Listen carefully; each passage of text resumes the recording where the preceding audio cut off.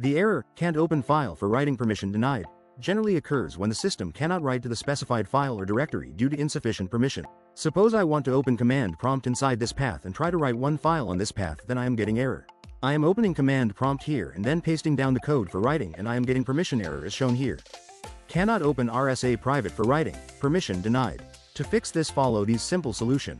For this, go to search and type cmd and select it and run as administrator as shown here.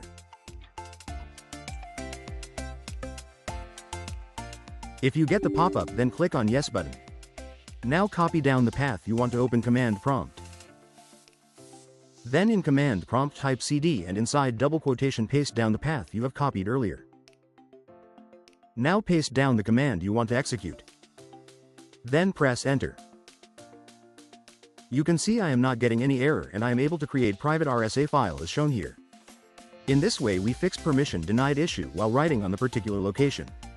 Hope you like this. Please like, share and subscribe for similar videos. Also click on bell icon so that you will not miss any update.